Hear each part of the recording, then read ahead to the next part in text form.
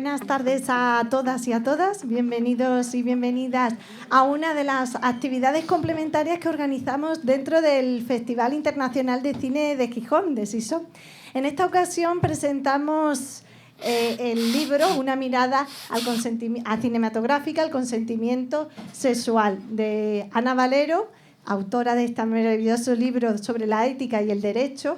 Clara Serra, que la tenemos hoy aquí, es un placer tenerla y escucharla en esta presentación del libro, y a Fernando Flores, codirector de la colección de cine y derecho de la editorial. Sin más, dejo también a María Ludivina, que va a moderar un poco también esta presentación y nos va a hablar con más detalle de cada uno de ellos, y muchísimas gracias por estar hoy aquí.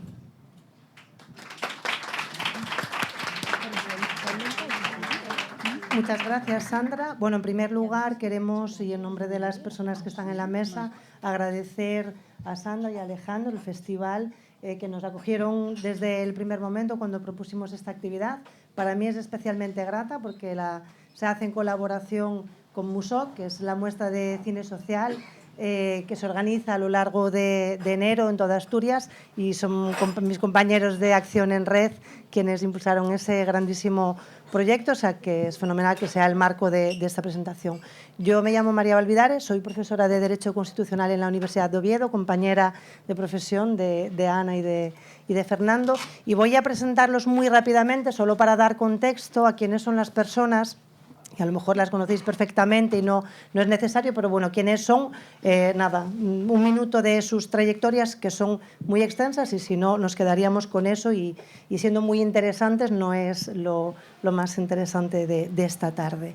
Bueno, en primer lugar, Ana Valero, que es, como decía, profesora de Derecho Constitucional, es valenciana, pero ejerce en la Universidad de Castilla-La Mancha, y Ana llega a tratar en los últimos años cuestiones que han sido debates centrales para el feminismo, para los movimientos feministas, a partir de una trayectoria vinculada al estudio sobre todo de la libertad de expresión y la censura, que la lleva a publicar un libro interesantísimo que presentamos hace unos años en el Museo Barjola, La libertad de la pornografía, a ser la investigadora principal de un proyecto sobre la pornografía como asunto constitucional, en el cual ha ido haciendo muchísimas actividades, y entre otras pues también ha dado lugar, de la mano de la propuesta y el apoyo de Fernando, al libro que tenemos hoy, ¿no? que va a presentar hoy, Una mirada cinematográfica sobre el consentimiento sexual.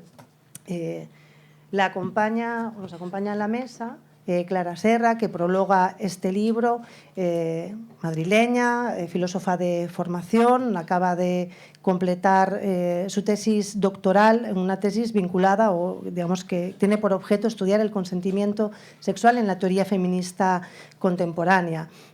Bueno, Clara Serra es muy conocida por la labor que hace también como escritora y colaboradora con diversos medios o con numerosos medios de comunicación. También durante unos años fue responsable de igualdad en Podemos, en sus primeros años, diputada de la Asamblea de Madrid.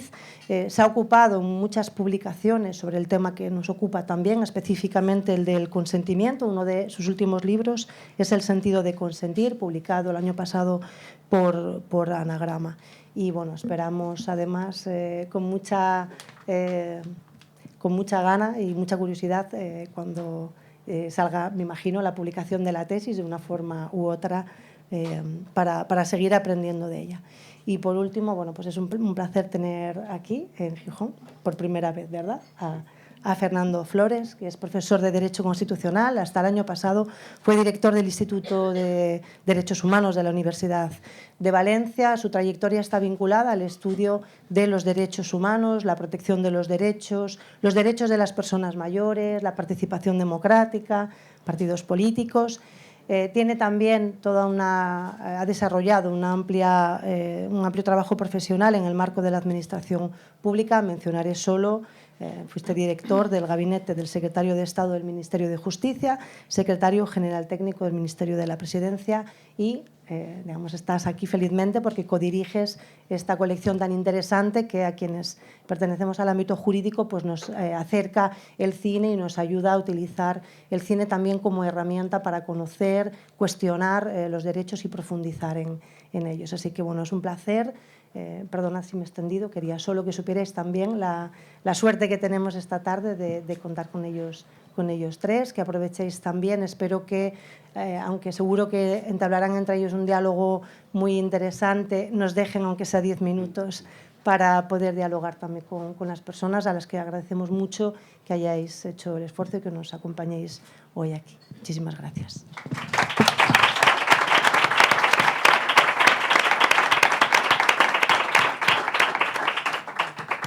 Bueno, buenas tardes a todos, buenas tardes a todas. Supongo que cuando os han dicho que es la primera vez que estoy en Gijón y viéndome diréis, pues ya era hora, ¿no? Porque efectivamente ya tengo una edad para haber estado aquí, sobre todo después de haberme paseado.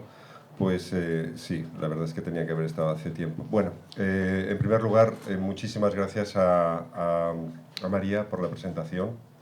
Gracias al Festival Internacional de Cine Gijón por invitarnos, a Toma 3 también por acogernos aquí esta tarde, y bueno, al público porque estáis aquí y vamos y os interesa este libro que Ana Valero ha escrito y que desde hacía tiempo le veníamos dando vueltas ella desde la temática en la que ella trabaja y en la colección, porque queríamos incorporar números con una mirada como la mirada de Ana. La colección Cine y Derecho es una colección que tiene ya más de 20 años y nació entre profesores de Derecho, pero sobre todo de profesores de Ciencias Sociales, que básicamente nos gustaba el cine, nos gusta muchísimo el cine y pensamos que el cine puede ser una herramienta muy útil para explicar, para alcanzar el conocimiento y para explicar a los estudiantes y a nosotros mismos determinadas cosas. Las razones es que el cine, como sucede con la literatura, ¿no? Pero el cine, que yo creo que de una manera especial, el cine nos da contexto. Para el mundo jurídico el contexto es especialmente importante. Dicen que el contexto es la semántica del mundo. Para comprender el mundo, para comprender el significado del mundo, es enormemente importante el contexto. Por cierto, el contexto es el que, si lo conocemos bien, probablemente nos evitaría la polarización hacia lo que estamos dirigiéndonos de una manera, yo creo que suicida, ¿no? El contexto implica ver distintos sentidos comunes, distintas razones, y a mí me recuerda, supongo que conocéis o sonará la película de Jean Renoir de 1939, La regla del juego, que es realmente es drama y es comedia a la vez, es un poco las cosas que pueden pasar o no pasar entre unos y otros, una cosa bastante divertida. Y hay una frase ahí, hay un momento en que uno de los personajes dice algo que para mí es como el centro de lo que es el cine y el derecho también, ¿no? Ojalá desapareciera en un agujero. No tendría que separar el bien del mal. Lo más terrible es que todos tienen sus propias razones. En el tema que vamos a abordar hoy, que es el tema del consentimiento, es un tema en el que el contexto es un tema en el que los puntos de vista tienen mucha importancia, y creemos por eso que el cine es una buena manera de explicarlo, y para eso estamos aquí, ¿no? Y con esta entradilla, por decirlo así, le hago la primera pregunta a Ana, que claro es la autora, y a quien agradezco muchísimo que lo haya escrito, y muchísimo también a Clara que lo haya prologado, que se ha hecho un esfuerzo, porque efectivamente quien ha hecho una tesis sabe lo que es hacer una tesis y la presión que tiene. Bueno, la primera pregunta es esa razón personal. ¿Cuál es la razón personal para escribir el libro, y por qué a través del lenguaje del cine, Ana? Buenas tardes. No voy a reiterar los agradecimientos que ya ha dado Fernando, los doy por dados también. Es un placer estar aquí hoy. Los motivos, quizás no hay un motivo, hay una confluencia de ellos o de casualidades o causalidades que conducen a que yo en un momento dado me planteé escribir este libro. Porque en realidad no era este libro el que inicialmente tenía pensado escribir, pero luego solo tuvo sentido escribirlo como lo he escrito, ¿no? Como bien decía María antes, yo había escrito anteriormente un libro que se llama La libertad de la pornografía, y aquí, si bien es cierto que yo no llego a los temas de sexualidad y desde el feminismo, desde el propio feminismo, sino más bien desde el ámbito jurídico, libertad de expresión, arte, cultura, etcétera, ya ese libro me permite adentrarme en los debates feministas, ¿no? En ese momento, además, conozco a Clara Serra. Ella es la persona que más ha trabajado el asunto del consentimiento sexual. Buena prueba de ello es El sentido de consentir, su libro que se publicó hace 2 años ya, o 1 año, Clara. Enero 24. Enero 24.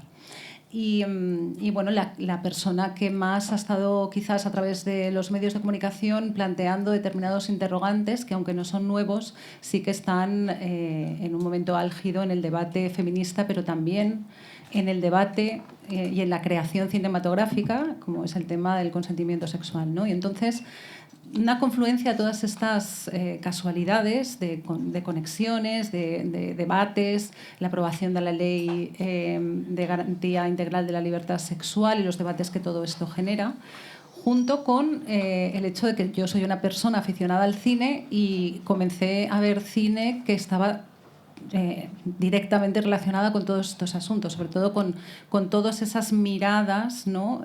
A veces contrapuestas, a veces complementarias, pero que nos arrojan a un terreno movedizo en el que el asunto del consentimiento se mueve. Y creo que el cine en los últimos años, sobre todo, como después mencionaremos o veremos también, el cine hecho por mujeres es...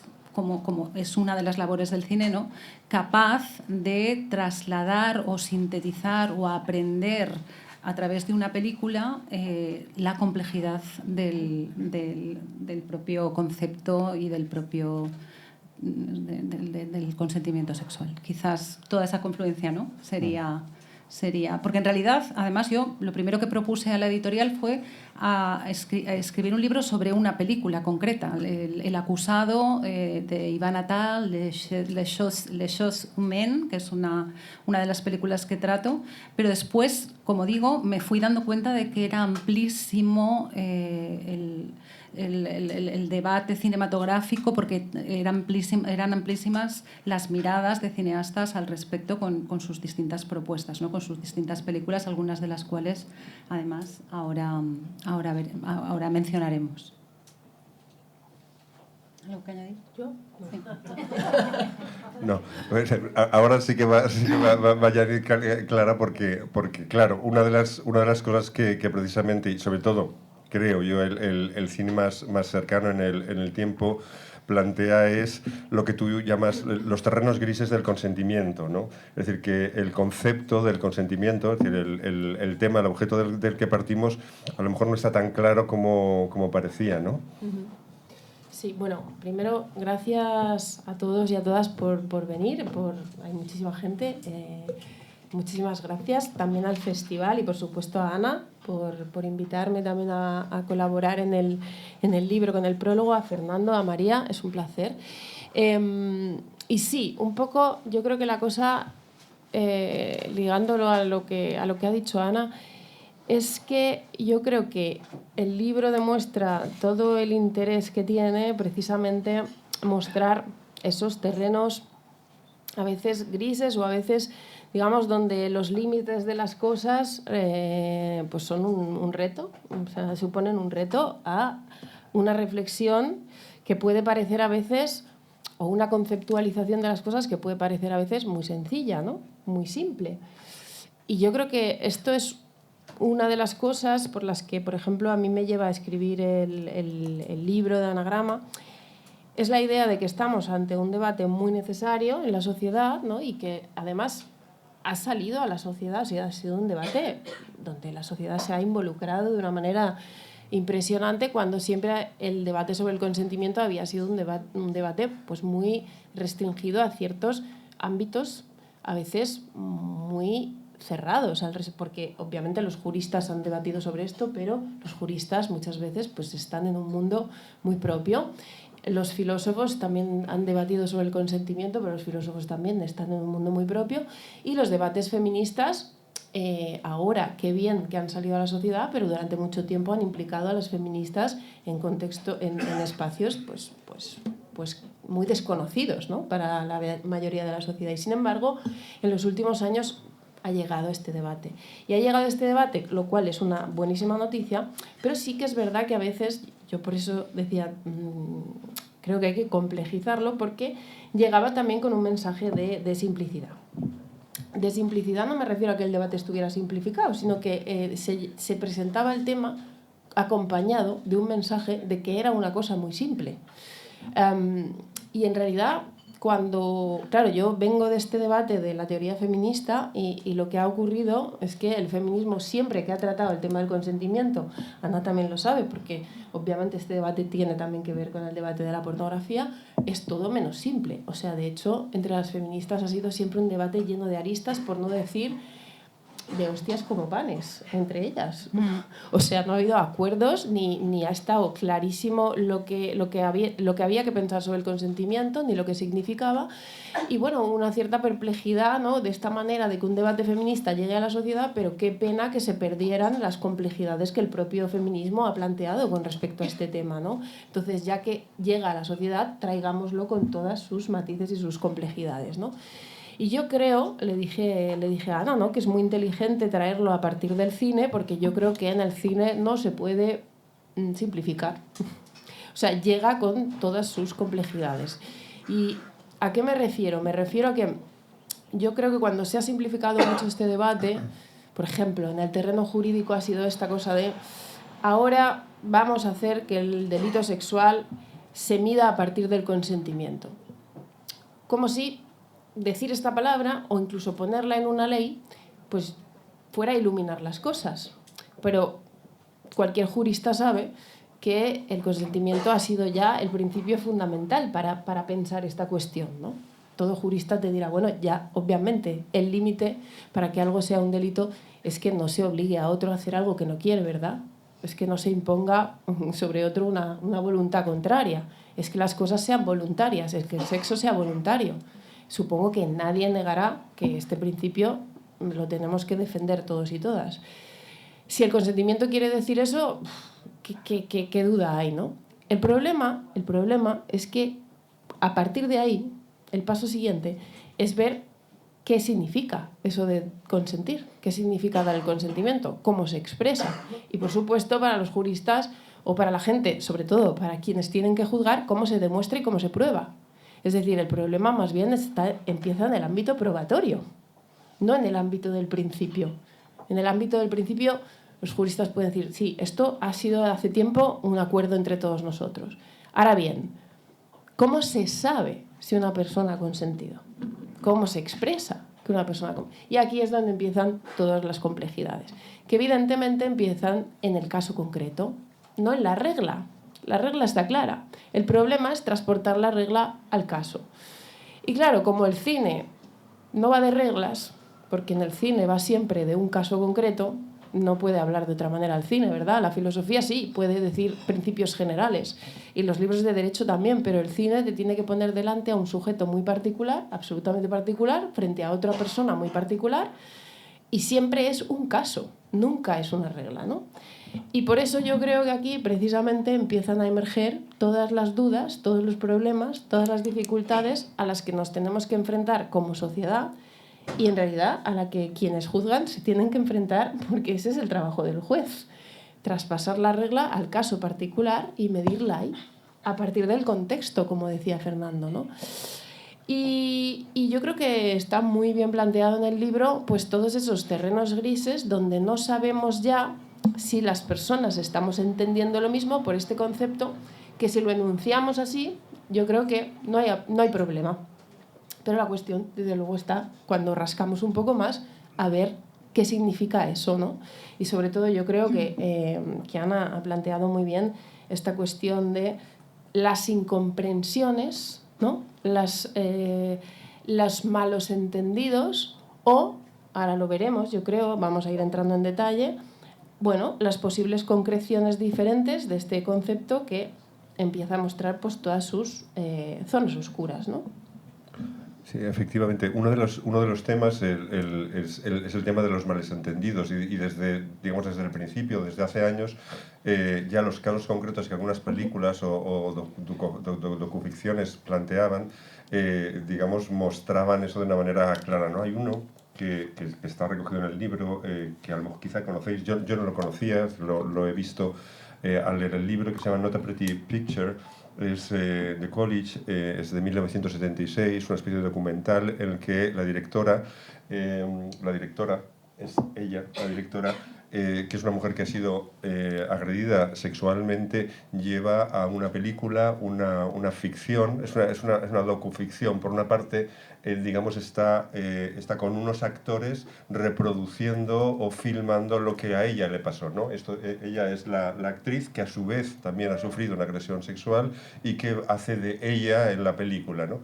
Entonces lo interesante, aparte de la propia ficción, es que ella va charlando con los actores, hombres y mujeres, preguntándoles qué es lo que sienten, qué es lo que pasa, es decir, cuál es la postura de ellos en todo lo que ven, ¿no? Y fijaos lo que dice el actor, el hombre, que es el que va a representar quien la violó a ella, fuera de la ficción, en la conversación real, ¿no? Él dice: sé de muchos casos de cuando estaba en la universidad en los que a una mujer técnicamente la violaban, porque no estaba dando su consentimiento. Se suponía que era algo mutuo, pero no había necesariamente mala intención por parte del tipo. Era que en ese momento él lo necesitaba y creía que lo que hacía estaba bien. Pero creo que es un tipo de violencia muy habitual.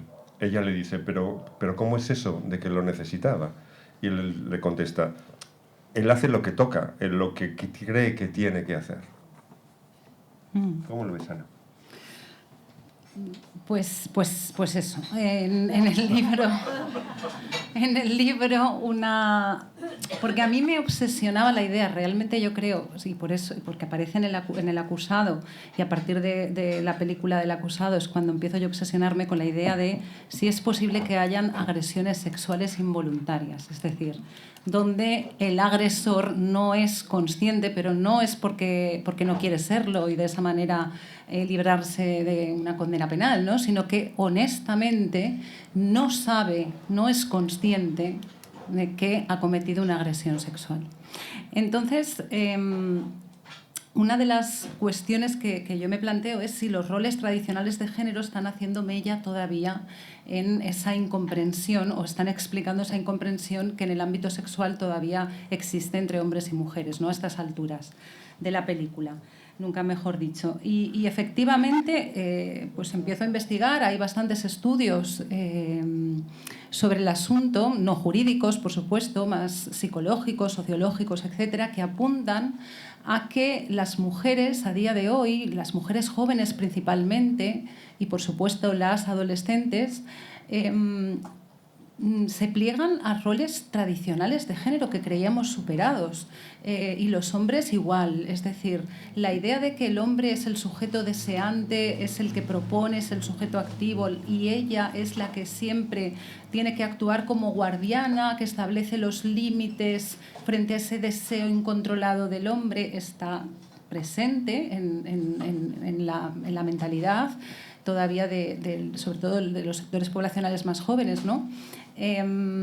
La idea del punto de no retorno, imaginaos, el punto de no retorno habla en esos términos, o acuña ese término, Amia Srinivasana, que es la profe de Oxford, filósofa ella también, Clara, la conocerás, que ha escrito un libro que se llama El derecho al sexo, feminismo en el siglo XXI, que cuenta un caso de unos estudiantes en la Universidad de Massachusetts que después de una fiesta universitaria pues tienen sexo y ella en un momento dado se siente un poco, o sea, no quiere continuar, no es que se siente incómoda, es que no le apetece seguir, ¿no? Pero acaba haciéndole una mamada al chico porque sabe, o sea, sobre ella existe una expectativa que ni siquiera es la expectativa de él, ¿no? Pero ella lleva incorporada la expectativa de que si las chicas empiezan algo lo tienen que terminar y que si no lo terminan después sus colegas hombres y mujeres, sus compañeros y compañeras van a decir que es una estrecha o lo que fuere, ¿no? Esto también se ve en la peli la tenemos un poquito más adelante, en Creatura o en la siguiente, creo. No, y en esta es muy buena también. Esta es How to Have Sex, que es una película impresionante desde mi punto de vista porque evidencia perfectamente esto de lo que estoy hablando, las presiones sociales. En este caso, Tara, que es la protagonista, se va con dos amigas suyas de fin de curso, viaje de fin de curso, y ella es la única que no ha tenido relaciones sexuales hasta la fecha. Y realmente la presión que tiene por parte de sus amigas, de sus mejores amigas, de decir, bueno, llegamos al viaje de fin de curso del instituto y no has follado todavía, o sea, no puedes volver a casa sin haber follado. Y esa peli a mí me evidencia como ninguna otra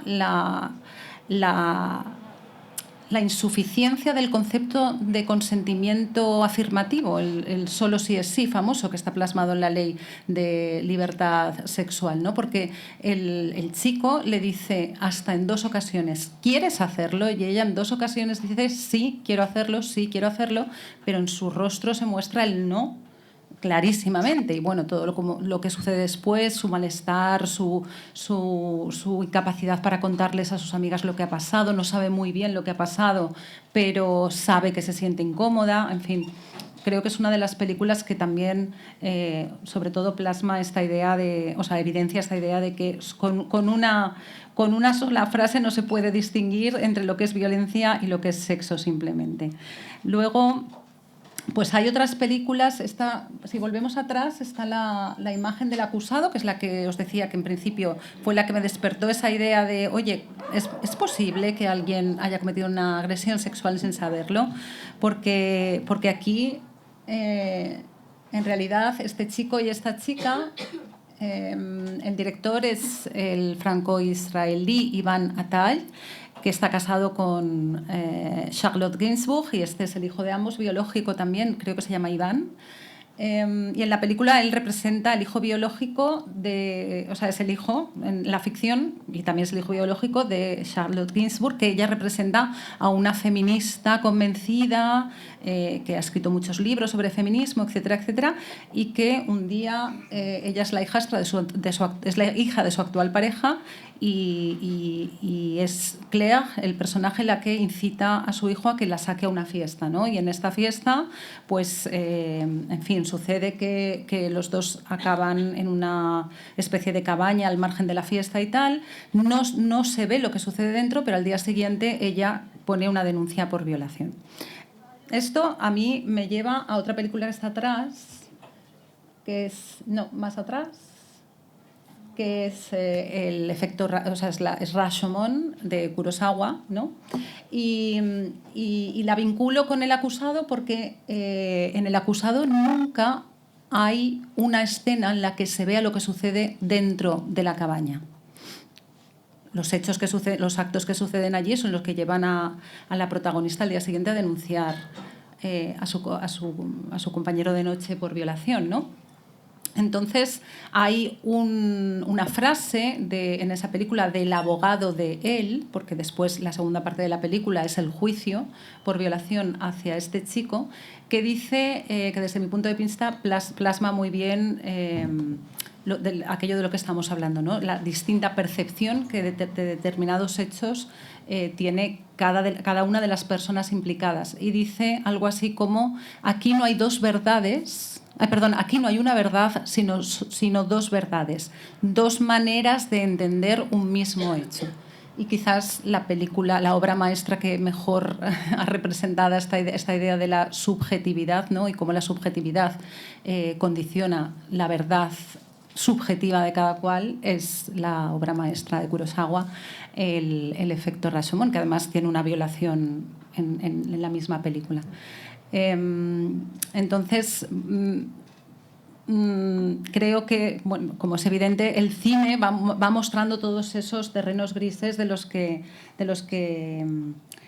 hablaba Clara. La subjetividad en las propias experiencias, desde luego, también las dificultades a veces que tienen los hombres, porque hay mitos muy extendidos acerca de cuando una mujer, diciendo que no, quiere un sí, o sea, realmente quiere algo. Y la prueba de que estás lubricada o de que has tenido un orgasmo, ¿no? Esto también se ve en el cine, en una película ya muy antigua, de Bellocchio, bueno, de los años 90, que se llama La Condanna, pero también se ve en El Acusado y se ve en otra de las series que trata la película, que es Secretos de un escándalo. Y se ve en el juicio a Dani Alves, cuando la estrategia de la defensa es que la chica había tenido un orgasmo o es que la chica estaba lubricada, ¿no? Como si esto fuese una prueba de consentimiento, cuando realmente pues, sabemos que es una respuesta fisiológica del cuerpo femenino que ante la presión o determinada fricción, pues el cuerpo, entre otras cosas, se defiende lubricando o teniendo un orgasmo. Es un mecanismo de defensa en ocasiones. No tiene por qué ser ni muchísimo menos una expresión de deseo, ni de consentimiento, ni de placer, ni absolutamente nada, ¿no? Bueno, hasta ahora. Sí, yo iba a decir como que creo que esto es un tema que al final lleva a una pregunta muy complicada, ¿no? Que es cómo vamos a medir la responsabilidad individual de los sujetos en una sociedad donde los discursos sobre lo que el otro quiere, las mujeres quieren, los hombres quieren, pues son construidos socialmente, ¿no? Y claro, podría parecer que esta cuestión que subraya Ana en este punto, ¿no? La posibilidad de que dos personas no se entiendan, podría parecer que es quizás una aproximación donde exculpas a una persona, ¿no? De no haber entendido la voluntad de otra persona, ¿no? O el consentimiento de otra persona. Hablándolo en términos de género, podría parecer que se exculpa la responsabilidad individual de un chico que no entiende lo que quiere una chica, ¿no? Y evidentemente yo creo que eso no puede ser. O dicho de otra manera, creo que aunque un chico haya sido educado en esta sociedad para entender muy mal a las chicas, sigue siendo responsable individualmente, es decir, el margen de responsabilidad individual de los sujetos no puede ser anulado, porque si no, diríamos, pues nadie es responsable de nada porque es la sociedad misma la que... Entonces, es un tema muy difícil esto, porque el derecho en principio responsabiliza siempre a sujetos. Pero ahora bien, fíjate si está mal hecho, o sea, quiero decir... evidentemente es una conducta reprobable, o sea, que tú no hayas salvado ese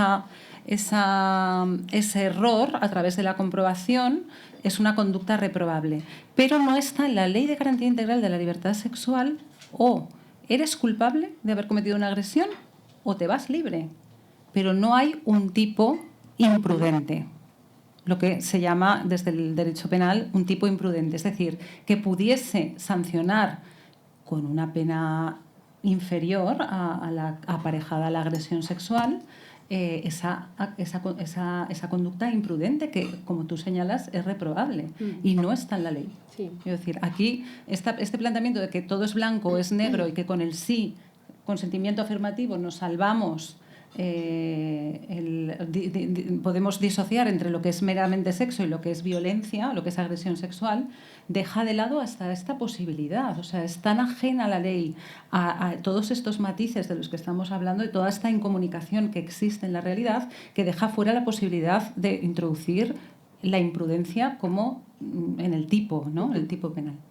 Sí, a ver, yo creo que hay este debate jurídico sobre el tipo imprudente, pero luego también hay un debate jurídico, yo creo que aquí es súper importante, que es hasta qué punto podríamos hacer de las leyes una herramienta de reeducación, o sea, de educación. Porque claro, podríamos decir, vale, vamos a verlo desde el punto de vista feminista, vamos a decir, no, es que precisamente el problema que tenemos delante de nuestros ojos es que efectivamente a los chicos se les educa para decir, aunque una chica parezca que no quiere, en el fondo quiere, ¿no? Pero el problema es enorme, porque a las chicas también se nos ha educado durante mucho tiempo para decir, cuando tú quieras, mejor que se te note poco, lo cual no es muy bueno para la comunicación sexual, ¿verdad? Y la idea incluso de, aunque quieras, resístete un poco, porque es un poco el rol de la chica decente, la de que se hace un poco de rogar. Claro, esto, contestando a tu pregunta, efectivamente, entonces las reglas patriarcales nos predisponen fatal para entendernos unos a otras. De hecho, nos predisponen para no entender nada, para que sea imposible entender al otro. Si las chicas no podemos expresar claramente nuestro deseo, incluso si nosotras mismas incorporamos esa regla de que por corrección deberíamos decir de primeras que no, pero luego ya dejarnos cuando queremos una cosa, claro, es que está arruinada la comunicación sexual. Entonces tenemos un problema como sociedad. Ahora bien, al mismo tiempo, sin duda tiene algo de problemático que el programa para educarnos sea directamente el derecho penal. Porque esto podría ser un enfoque. Bueno, el patriarcado ha confundido mucho las cosas, vamos a aclararlas. Y vamos a aclararlas a través de una nueva definición del delito. El problema es que una nueva definición del delito lleva aparejado también un castigo. Y si entendemos que esa es el primer instrumento de reeducación social, lo que estamos diciendo un poco es, vamos a empezar a castigar para que se vaya entendiendo cada vez más que esto es merecedor de castigo. Pero un poco estamos asumiendo que al principio vamos a castigar a gente que no se ha enterado muy bien de que eso no se tenía que hacer. ¿Queremos como sociedad emprender este camino? Hombre, desde luego hay un enorme debate sobre si esto es la manera más justa de enfocar las cosas, ¿no? Pero no solo, quiero decir, el derecho penal sanciona conductas para proteger bienes jurídicos individuales, a priori no bienes jurídicos colectivos. Y como bien dice Ripollés, que estará mañana con nosotras también debatiendo sobre estos asuntos, un penalista importante de este país, lo que no puede hacer el derecho penal es reponer a las mujeres en todo el daño que se les ha hecho. O sea, ese no es el papel del derecho penal. El papel del derecho penal es proteger la libertad sexual individual de cada mujer, no tratar de corregir la desigualdad o la agresión sexual a la que tradicionalmente la mujer se ha visto sometida, ¿no? Entonces, y efectivamente tratar de que sea ese el instrumento de educación que revierta el carácter patriarcal de la sociedad en la que todavía vivimos. Aquí, si me permitís, aquí lo que pasa es que, digamos, confluyen varias cuestiones que tienen que ver con el derecho. O sea, para mí una que es muy importante es, los juristas adolecemos de lo que se llama la ilusión del jurista. La ilusión del jurista, que a veces no la tienen solo los juristas, es pensar que que el derecho tiene mucho más impacto del que tiene. Pues no hay una ley, no dice la ley tal, pues entonces ¿por qué no pasa tal? Pues oiga, porque A más B no es necesariamente C en este caso, no sucede. Es decir, las leyes se tienen que además se tienen que realizar, pero es que además, claro, el jurista cree que todo lo puede solucionar el derecho, y no es verdad. El derecho es solo una de las herramientas, uno de los artificios sociales que se crean para resolver cosas y para ordenar, por decirlo así, el tráfico de relaciones, situaciones y organizaciones, unas cuantas cosas más, ¿no? Entonces yo creo que eso es uno de los temas que muchas veces juristas, sobre todo, también no juristas, deberíamos de plantearnos. Y el segundo, que tiene que ver muy directamente, creo que lo que estáis diciendo es que, o sea, el Código Penal sí responde a un código ético en su totalidad, pero no todo código ético tiene que convertirse en Código Penal. Es decir, no todo lo que es pecado debe de ir al Código Penal, o todo lo que pensemos que moralmente está mal debe ser castigado. Es decir, porque si no nos introducimos en un pantano realmente, en un terreno muy difícil para el derecho, que puede llevar a la arbitrariedad, porque al final son unos jueces, esto sale en algunas películas, y es que en último término son jueces con su propia historia personal los que tienen que aplicar e interpretar normas en contextos o en casos muy concretos que tienen muchas aristas. Y en este sentido, por avanzar, yo sé que podríamos quedarnos ahí, sí que me gustaría comentaros una cosa, y es todo lo que tiene que ver con una de las cosas que ha introducido el cine en los últimos años es la mirada femenina, es decir, películas hechas por mujeres. Es decir, antes la mayor parte de las películas hechas que trataban de una manera directa o no el tema del consentimiento, a mí me he vuelto a ver, se lo decía Ana, La condena de Bellocchio. A mí me encanta Bellocchio, pero vi La condena de Bellocchio y de pronto mato a Bellocchio. Es decir, hubiera cogido un avión y me hubiera ido a Milán o a Roma, donde estaba, a matarlo, porque hay que, claro, es una película que tiene sus años, etcétera, etcétera, pero es una mirada tan masculina, es decir, yo me identifico la mirada en la que he sido educado, tan fuerte que hasta en algunos casos a mí me da hasta puntos de vergüenza ajena, ¿no? Pero en los últimos años, ¿qué pensáis de esa entrada de directoras que han introducido más complejidad, han introducido otra mirada? ¿Cómo lo veis? Eso sí me gustaría que lo comentáramos. Bueno, Ana sabe más porque es muy cinéfila, ahora comenta ella, pero yo sí que creo que la mirada femenina o la entrada de mujeres a esta cuestión o a toda otra cuestión, sí, obviamente complejiza en la medida en la que cuando no están las mujeres o cuando no hay un sujeto porque directamente está excluido, yo creo que nos quedamos más ciegos o se quedan más ángulos muertos, ¿no? Cuestiones que no vemos. Eso no quiere decir, yo creo, que las mujeres cuando entran a hablar, en este caso sobre esta cuestión, digan todas lo mismo. De hecho, más bien yo creo que no, que lo interesante es que aparecen miradas femeninas o de cine hecho por mujeres que tienen discursos muy diferentes, ¿no? Entonces, precisamente por eso se complejiza, ¿no? Porque a veces podemos tener la tentación esencialista de decir este es el punto de vista femenino que faltaba aquí, como si la incorporación de las mujeres vienen a decirnos todas lo mismo, ¿no? Y sí que creo que introducen una complejidad con cuestiones muy sutiles. Yo, por ejemplo, estoy de acuerdo con Ana que esta película de How to Have Sex es una excelente película, y en este caso yo creo que porque plantea precisamente ese espacio intermedio en el que cuestionando ese machismo recalcitrante, ¿no?, de una mirada hipermasculina como la que hay en La condena, ¿no?, que tú decías, es que es que hay ahí una aproximación a una justificación de la violación, claramente, ¿no? Con una cultura de la seducción y de lo erótico que en realidad está justificando la violación.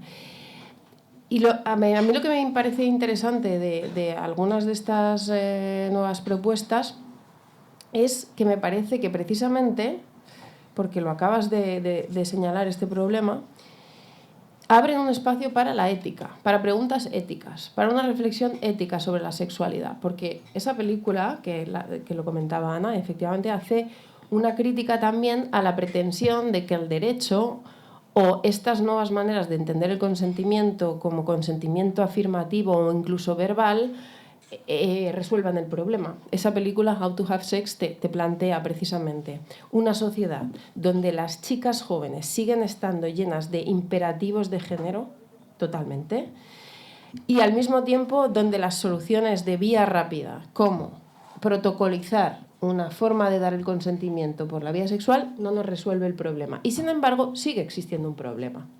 Y a mí esto es siempre lo que más me interesa, porque lo que hace es trasladar una pregunta a la sociedad. Precisamente la traslada a la sociedad porque creo que los jueces no van a ser los que resuelvan esto, ¿no?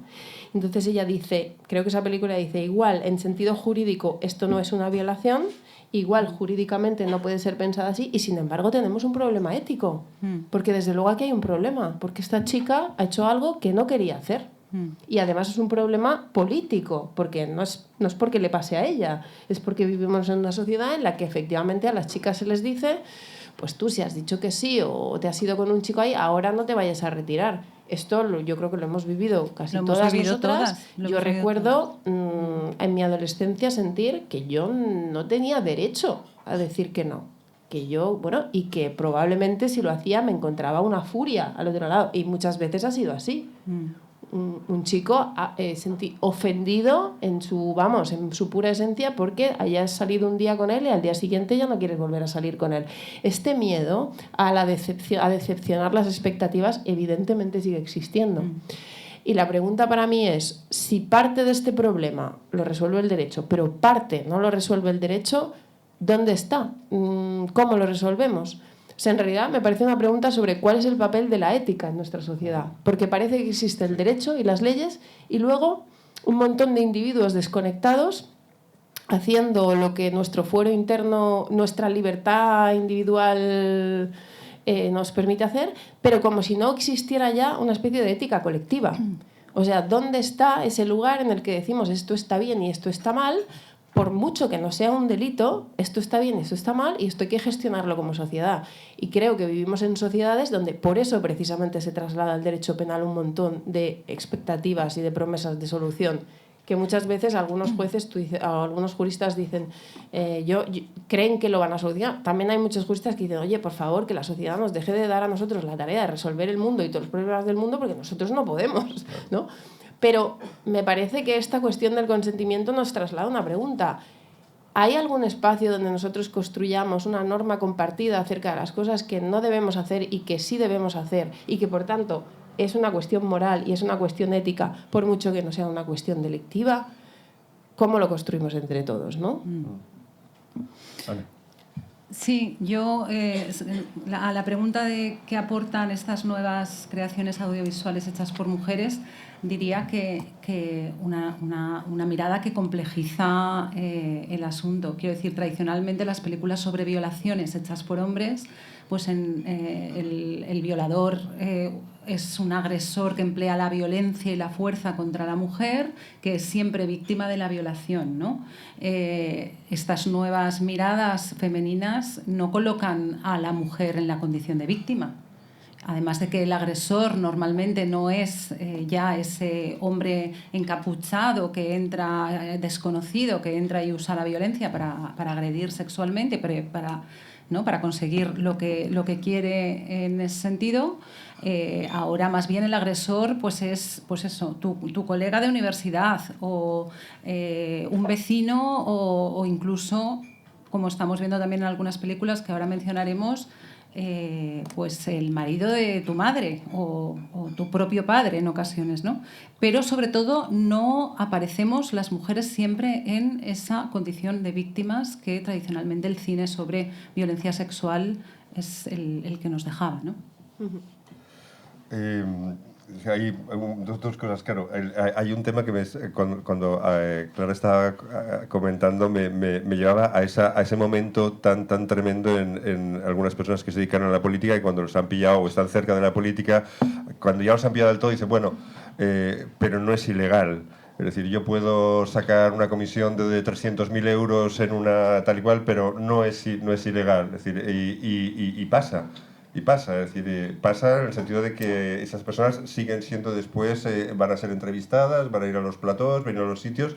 No hay el derecho efectivamente no ha llegado ahí, porque no puede llegar a todo y a lo mejor es porque no puede. No tiene que llegar. No tiene que llegar, efectivamente. No lo sé, no conozco ese mundo, digamos, contractual, administrativo, pero probablemente no tenga que llegar. Pero claro, necesitaríamos que una ética colectiva impidiera de alguna manera que sucediera, ¿no? Y hablando de hombres encapuchados, que sí que me gustaría que entráramos en otro de los temas de los que queríamos hablar, ¿no?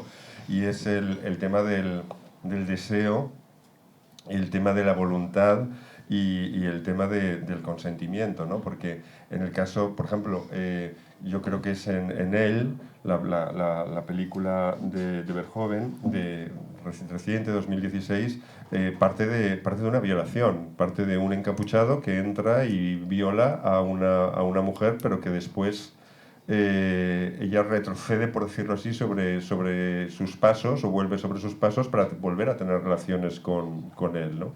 Y hay otra película, que es la película de la pianista de Haneke, anterior, pero con la misma actriz, con Isabelle Huppert, del año 2001.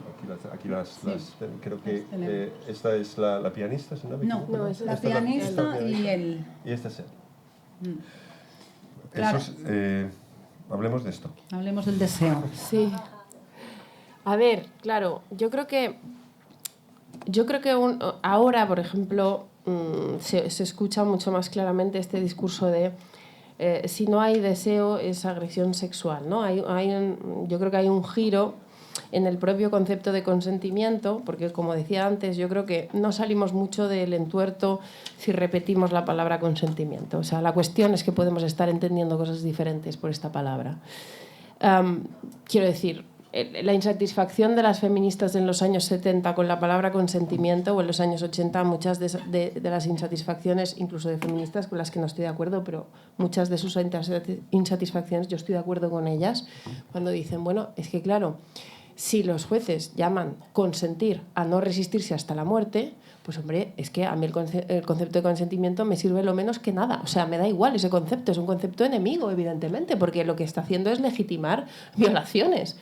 Dice, no, estas feministas decían, no, si da igual que hablemos de consentimiento, si ya se habla de consentimiento, pero es que se dice, bueno, como no se ha resistido o como se ha dejado quitar unos pantalones vaqueros, acordaros de la famosa sentencia italiana esa, de un juez dijo, no, es que ella iba con unos pantalones vaqueros y claro, si tú no quieres que te quiten unos pantalones vaqueros y te resistes mínimamente, no te violan, porque los vaqueros, si tú te resistes, los vaqueros es muy difícil quitarlos, ¿no? Este era el razonamiento jurídico. Como todo el mundo sabe. Como todo el mundo sabe. Eran vaqueros apretados. Pero bueno, el razonamiento es impecable. El razonamiento lo que hace es presuponer que el no consentimiento es la resistencia violenta. Entonces, todo lo demás es consentimiento. Claro, si significa eso, pues no queremos nada con ese concepto. Pero igual que significa eso, digamos que es que, por un lado, puede significar una cosa ultra extensiva por otro. Es decir, podemos ir a interpretaciones del consentimiento, y creo que algunos de los discursos actuales lo hacen, que es decir que no has consentido a no ser que hayas deseado profundamente y entusiastamente una cosa. Esto también se le puede llamar consentimiento. Obviamente, esto es una manera de rellenar el concepto que no tiene nada que ver con otras. Entonces, por eso la pregunta siempre es, pero a ver, ¿qué está aquí en juego? Y esta identificación del consentimiento con el deseo, yo creo que es la propuesta de algunos feminismos precisamente de resolver el problema anterior, diciendo, bueno, como este concepto es muy poco seguro, porque parece que se nos están colando maneras de seguir imponiendo a las mujeres cosas, vamos a hacer el concepto más exigente. O sea, vamos a expandirlo, vamos a meter más cosas, vamos a pedir que incorpore más cosas y vamos a llamar consentimiento solo a una cosa que sea deseada con un deseo erótico muy fuerte. Entonces, si lo rellenamos así el concepto, claro, va a subir el estándar de lo que consideramos que hay que exigir.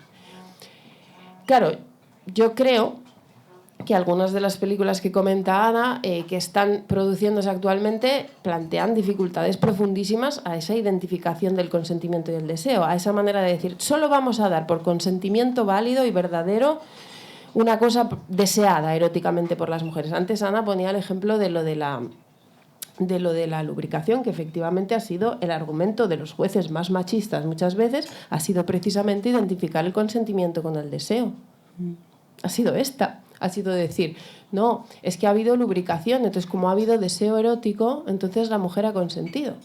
Que Ana dice, vale, un argumento puede ser este de, bueno, se puede decir que la lubricación puede ser explicada por otras cosas, pero yo añadiría algo más. Es que por mucho que haya excitación sexual y deseo erótico, una persona se puede negar a tener relaciones con otra. Es que yo creo que esta es la cuestión principal. Es decir, que yo puedo tener muchas ganas de irme a la cama con alguien y decirle que no, por 1000 millones de razones. Y lo que no puede ser es que se ponga en duda mi no, porque se dice que en el fondo hay un deseo verdadero, que es mi deseo erótico, que es más profundo que eso. O sea, es súper peligroso localizar en el deseo la verdad de lo que quiere un sujeto. Porque un sujeto puede oponerse a su deseo y tiene todo el derecho de oponerse a su deseo.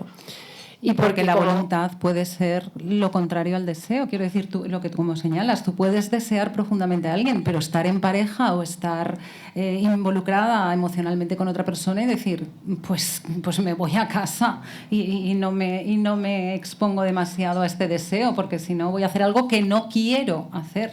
Exacto, pero además, porque yo creo que las películas, estas dos películas, especialmente La pianista, yo creo, claro, plantean, yo creo, que una problematización más allá, que es la de, bueno, es que además no se entiende muy bien por qué el criterio de lo que es una relación ética o buena tendría que ser que sea deseada por ambas partes, en el sentido de que el deseo de las mujeres no siempre es una cosa bella, bonita y buena para las propias mujeres. Ya no te digo para los otros, que un deseo hacia el otro puede ser un deseo muy destructivo hacia el otro. Pero es que yo creo que la pianista representa muy bien una película donde dice, y un deseo puede ser muy destructivo para el propio sujeto y para la propia mujer. O sea, hay goces sexuales que son nocivos para uno mismo. Imagínate si no tuviéramos la capacidad de negociar nuestro deseo, o de posponerlo, o de no seguirlo. Eso es también el margen de acción de un sujeto que es mayor de edad. Y en esta película, efectivamente, como decía Fernando, está toda la problematicidad de una mujer que erotiza el sexo violento que ha sufrido, que claramente ha sufrido, porque no puede ser más violento, es una violación violenta en toda regla. Ella lo erotiza y podríamos decir, como la mujer ha sido violada pero luego ha erotizado su violación, entonces ya no es violación en un juicio, porque si vamos por la vía del deseo podría argumentarse eso. No, hombre, no, tendrá que seguir siendo una violación, por mucho que después haya una erotización. Y sobre todo, tendrá que poder la mujer después hacer algo con su propio deseo, porque para mí lo más bonito de la película es que luego ella, igual que tú dices, anda sobre sus pasos, luego vuelve a hacer lo mismo, ¿no? Luego vuelve a decir, pues sí, yo tengo un deseo erótico masoquista y obviamente hay algo de mi placer que tiene que ver con esto, y al mismo tiempo puedo elegir que yo a este tipo ahora le voy a denunciar en la policía. Y es una decisión absolutamente libre de una mujer, conflictiva, porque los sujetos pueden tomar decisiones conflictivas con ellos mismos. Pero el riesgo, a mí me parece, de esta identificación del consentimiento, que se hace con la mejor intención, pero es, por un lado, santificar el deseo femenino como si fuera siempre bueno, sano, virtuoso. Pero es que la cosa es peor todavía, porque desde esa parte del feminismo se vincula el consentimiento al deseo, pero a un deseo mesurado, a un deseo civilizado, a un deseo domesticado. ¿Por qué? Para ellas, cualquier deseo que implique, por ejemplo, dominación o violencia significa contaminación patriarcal, y no podemos tener ese deseo porque es una contaminación patriarcal, y por lo tanto ese tipo de prácticas sexuales, sadomasoquistas, dominación o como fuere, no son admisibles. La voluntad, nuestra voluntad, dicen ellas, de querer practicar sexo con violencia es una voluntad que ha de ser anulada, que el derecho no debe respetar, porque en realidad no somos libres para decidir, para desear de esa manera. Es que el asunto es ese, ¿no? Desde estos planteamientos del feminismo la cosa se complejiza mucho en ese sentido, porque, quiero decir, son planteamientos que son profundamente retrógrados. O sea, decir que Isabel Huppert en cualquiera de estas películas negar que ella desea de esa manera tan incivilizada, y decir que lo que desea es porque está contaminada por pensamientos patriarcales, es negar su libertad individual sexual, es negar su libertad sexual, su autonomía y autodeterminación en ese ámbito. Sí, pero yo también aceptaría como posible la idea de que nuestro deseo esté súper contaminado. O sea, nuestro deseo puede estar súper contaminado. ¿Pero qué no está contaminado? Claro, nada no está contaminado, pero que si el argumento es que el deseo también se produce en un mundo donde las mujeres pueden erotizar el lugar de la sumisión, como me parece que es evidente que puede ocurrir, porque resulta que los imaginarios nos educan a todos, la mirada. Entonces, para mí el argumento es, entonces los sujetos tendrán que tener, aparte de su deseo, una capacidad de decisión más allá de él, digo yo. Claro. Digo yo. O sea, si el argumento es las profundidades del deseo y la posibilidad de que la cultura produzca nuestros deseos, entonces tendrás que validar la voluntad de las mujeres, incluso muchas veces para decidir no seguir sus propios deseos. O igual sí, pero tiene que existir alguna otra instancia, ¿no? Entonces sí que me parece súper peligrosa esta identificación por la que al final pretendemos que la ley, y esto es lo peligroso, que la ley valide el querer de la mujer cuando sea un querer absolutamente unívoco, como pacificado, como reconciliado consigo misma, cuando se pueda decir, has consentido y además con entusiasmo. Que por otra parte es absolutamente distópico, es decir, el consentimiento en cualquier esfera de la vida que regula la ley nunca se ha exigido que sea entusiasta. O sea, tú no te vas a divorciar y te dicen no te vemos muy entusiasmada. O no vas a abortar y te dicen no, pero tiene que ser un consentimiento entusiasta. Y tú podrás decir, ¿y a usted le importa un bledo mi interioridad con respecto a esto? Yo soy un sujeto que decide algo y el Estado no puede pretender entrar en tu interior, hacer una validez de verificación de si tu querer es auténtico. Porque eso es tremendamente peligroso, ¿no? Sí, y tremendamente peligroso es el tiempo que se nos va comiendo y vamos a hacer, si os parece, una cosa y es, vamos a hablar de lo último, el último tema que queríamos, por lo menos también para dar, aunque sea paso a alguna pregunta o si alguien quiere hacer algún comentario, muy rápidamente. El tema es el tema de la voluntad y el poder, es decir, porque hemos hablado del deseo, pero digamos que la dificultad, o por lo menos de que el derecho regule el deseo, pero a lo mejor porque lo que realmente el derecho debería regular es la voluntad, pero claro, no toda la voluntad, hay voluntad que está viciada, ¿no? Sí. Entonces, aunque sea muy rápidamente, podríamos hablar de esto, tema de menores, tema de ejercicio del poder, tema de esto, porque además hay algunas películas que son muy buenas. Sí, el capítulo lleva por título creo que lleva por título Cuando el sí no es posible, ¿no? Cuando el sí es un consentimiento que, por muy entusiasta que sea, está viciado, porque está condicionado por está viciado desde la perspectiva de que ese sí viene pronunciado en un contexto de subyugación indiscutible, ¿no? Y esto sucede en el sexo de adultos con menores, por supuesto, pero también en el ámbito de la discapacidad o en el ámbito del prevalimiento, que ahora veremos que no es exactamente poder. A mí las películas que más me han interesado y la parte del libro que más me ha gustado escribir son todas las películas francesas que surgen después del Balanstorm Pork y el Me Too francés, ¿no? Es increíble que un país como Francia haga cuentas con su pasado, en ese sentido, con el pensé del 68, del mayo del 68, haga cuentas ahora y a raíz, sobre todo, de las denuncias que en forma de creaciones audiovisuales o literarias hacen aquellos niños que fueron abusados sexualmente por intelectuales potentísimos que a todos nos gustan y que todos seguimos con entusiasmo, ¿no?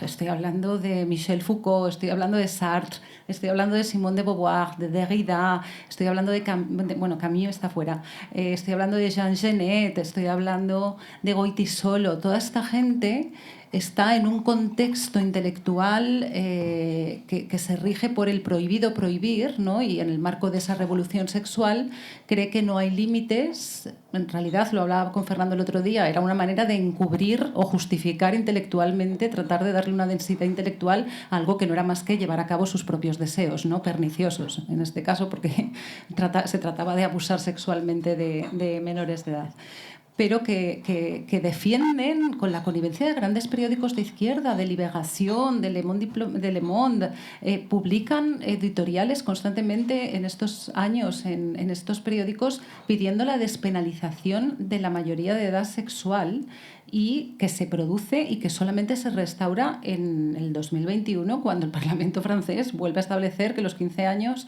es la mayoría de edad sexual y 18 en el caso del incesto, pero a raíz de que sean ellas y ellos, esos hijos del 68, los que con la película El consentimiento de arriba, que es una adaptación por parte de Vanessa Filo del libro escrito por Vanessa Springora, que tuvo una relación afectivo-sexual con Gabriel Masnev, ella teniendo 14 años y él teniendo 50, ¿no? Y escribe este libro para contar, porque toma conciencia con el paso de los años y como consecuencia de los traumas que tiene en su propia vida y en sus propias relaciones, de que ha sido abusada sexualmente, ¿no? Por mucho que ella quisiera estar en esa relación en el momento que se está produciendo. Bueno, no es cierto que no hayan incomodidades, que no hayan daños durante el propio desarrollo de la misma, y eso el libro de Springora y la película del consentimiento lo plasma muy bien, pero también...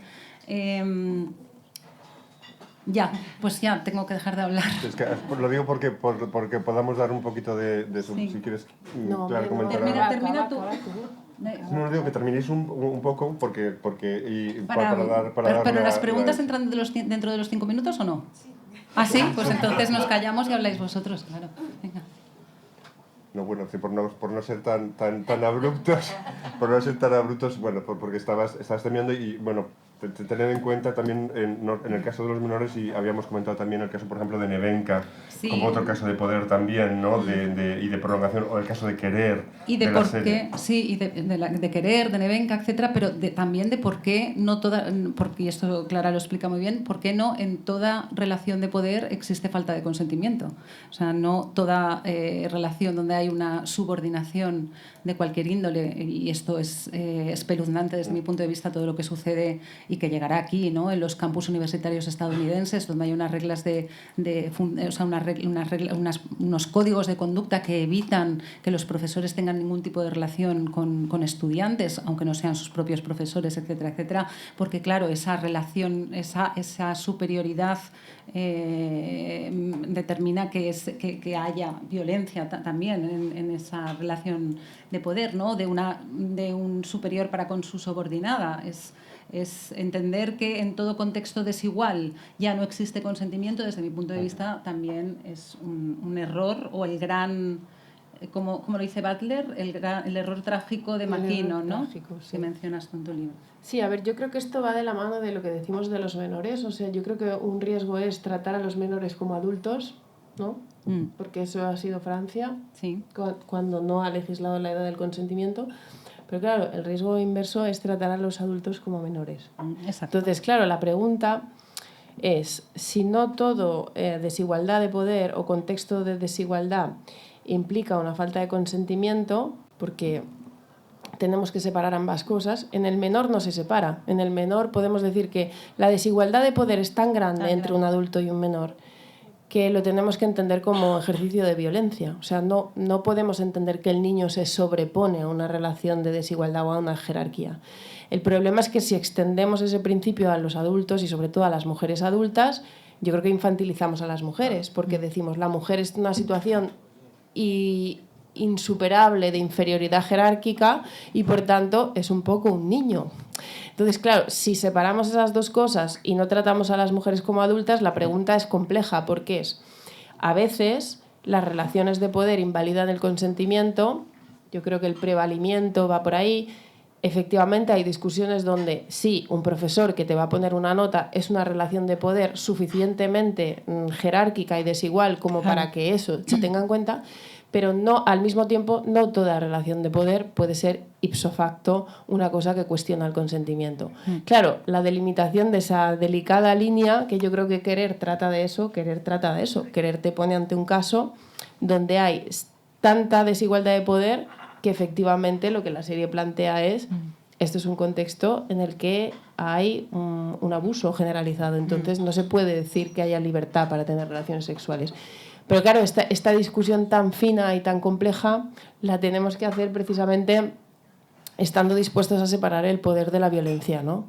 Y entonces, ahí yo creo que es ya no equipararlo con fuerza. Creo que hay que no salir por la vía fácil o el atajo fácil, que es cualquier relación de poder ipso facto invalida el consentimiento, que es, yo creo, matar moscas a cañonazos y que no nos permite pues entrar en la discusión más compleja, ¿no? Yo creo que el libro de Ana lo ha planteado muy bien, porque sí que ha planteado, bueno, pero hay relaciones de poder que sí que invalidan la posibilidad de consentir libremente, ¿no? Entonces, esa discusión tiene que darse en terreno concreto, creo. Si os parece, abusando, no miro para allá, abusando dos minutos solo porque sí, me da siempre mucha rabia que por lo menos, si no existe, no existe, pero si hay por lo menos algún comentario o alguna pregunta muy muy corta que yo me comprometo a que sea de una respuesta corta, o algún comentario que queráis hacer, creo que es lo mínimo que debemos de dejar hacer. Que si hay alguien que quiere que hacer alguno, pues lo abrimos, y si no, les daría la palabra para que ellas mismas cerraran. ¿Tenéis algún comentario, algo que bajo esta presión? Están presionados. Están presionados. Es verdad, va armada, yo la he visto. Se va armada. ¿No? Sí, bueno. Bueno, yo comentaría un poco el tema de la pornografía, que no se ha tocado. Sí. Pero sí que no creéis que en realidad no debería de ser legal o hace daño, porque es lo que consumen hoy en día la mayoría de los jóvenes, y el ejemplo que da es precisamente de todo este aprendizaje patriarcal. Uy, menudo melón. Es que eso del otro libro, pues hablaremos en otra sesión del otro libro. Hombre, pero di algo. Sí, Di algo. 30 segundos. ¿Cómo decir? Deme un titular. Deme un titular. No. O sea, no. Quiero decir, es tan complejo que no. Es muy complejo. Luego, si quieres, nos tomamos una cerveza y te digo mi opinión. Vale, ¿alguna cosa más? Bueno, entiendo que no. Os doy la palabra para decir adiós si queréis o cerramos. Sí, gracias a todas y a todos por escucharnos.